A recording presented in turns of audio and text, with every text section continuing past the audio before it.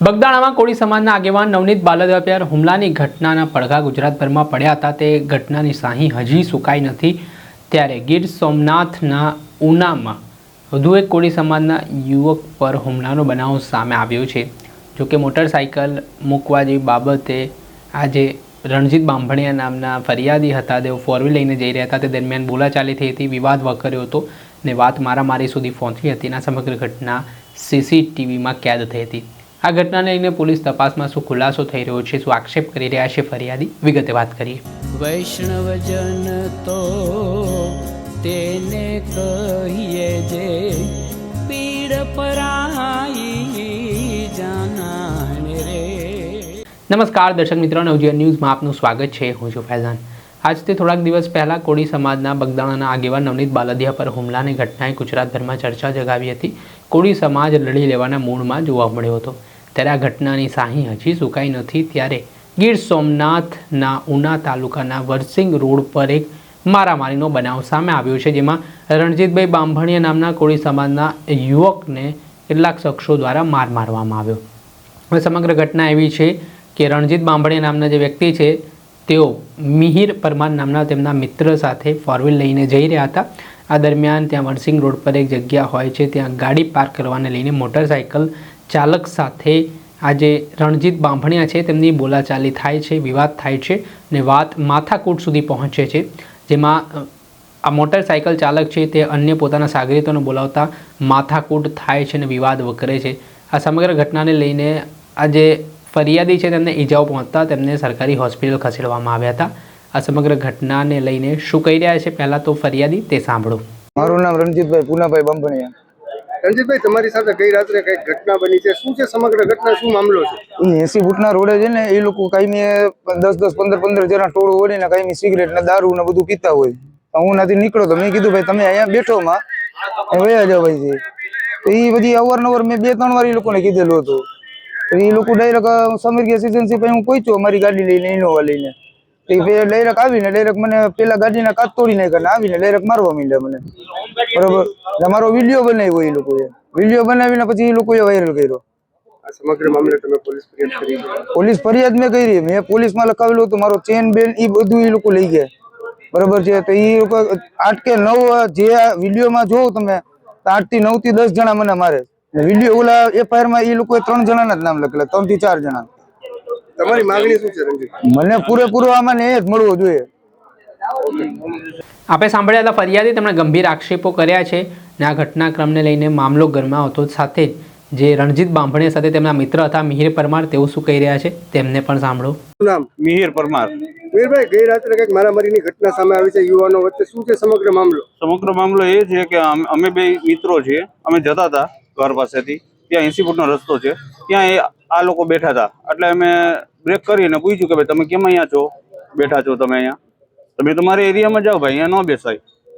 તો એ લોકો સામાથી અમારી, એટલે અમે ઉતરીને બધું વ્યવસ્થિત રીતે સમજાવ્યું ને કે ભાઈ આ તમારું આ ગેરવ્યક્તિ છે, આ ન કરાય. તો એ લોકો બીડી અને ગાંજો પીતા હતા. બરોબર, એટલે હું માથાકૂટ ન કરી અને અમે સીધા નીકળી ગયા. ઓચિંતા આવી અને પાછળથી અમારે કાર અમે જે ઊભી રાખી હતી ને ત્યાં આવીને આને પટ્ટો માર્યો સીધી આંખ ઉપર, એટલે લોહી નીકળ્યા. એટલે સીધો હું બહાર નીકળો તો જોયું તો 8 થી 10 જણા આવી ગયા હતા. એટલે લોકોનો પ્રેસ મેં બહુ કર્યો, આની માથે હું ચડી ગયો અને મારે ઓછો ખાવા દીધો. નકર વધારે આ લોકોને એવી ઈચ્છા છે કે હાવ ઢોર મારી હાલી ન શકાય એવું કરી દેવાનો હતો. અને એક બીક ઘાલવાની પ્રયત્ન કર્યો કે ભાઈ હિન્દુ સમાજ છે આ, એટલે ખોફ આવે. તમારી માંગ શું છે? બસ અમને ન્યાય મળવો જોઈએ.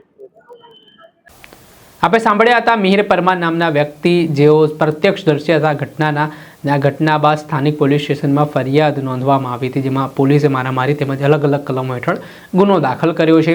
આ ઘટનાને લઈને ગીર સોમનાથના ડીવાયએસપીએ પણ પ્રતિક્રિયા આપી છે. તેમણે શું તપાસમાં સામે આવ્યું છે, શું ખુલાસો કર્યો છે તે સાંભળો. ગઈકાલે ઉના ટાઉન વિસ્તારમાં 80 રોડ પર એક ઘટના બનેલ. જે ઘટના અનુસંધાને ઉના પોલીસ સ્ટેશન ખાતે રણજીતભાઈ પુનાભાઈ બાંભણિયા નાઓની એક ફરિયાદ દાખલ કરવામાં આવે છે. જે ફરિયાદ બીએનએસની કલમ 115(2), 352, 351, 324 અને 54 મુજબ ગુનો દાખલ કરે છે.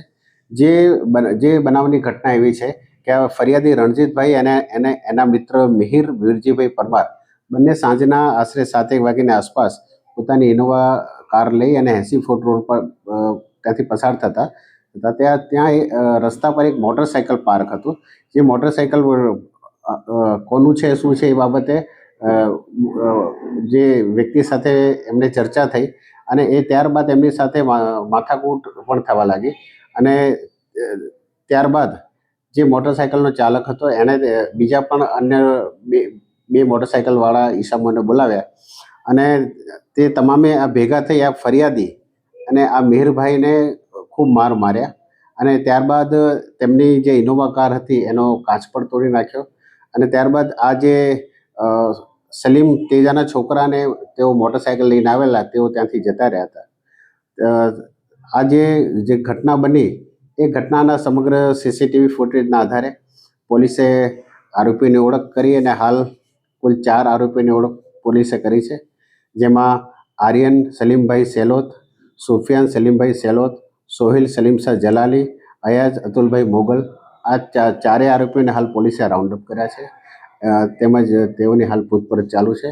તેમજ આ ઘટનામાં અન્ય જે આરોપીઓ છે એની પણ હાલ પોલીસ સીસીટીવીના આધારે ફૂટેજના આધારે તપાસ કરી રહી છે.